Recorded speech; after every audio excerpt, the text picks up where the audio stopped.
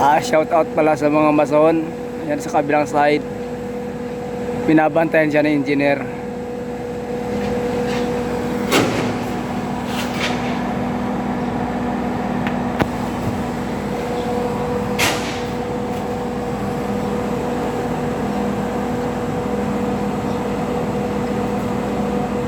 Mga masisipag pag andyan yung engineer. Pero pag wala yung engineer, si upuan ng lahat. Shout out sa mga mason.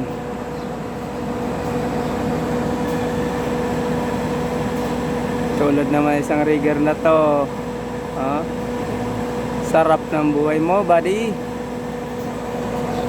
At saka yung isang bodigero. Ganon din ang ginagawa niya, panay acid kun lang.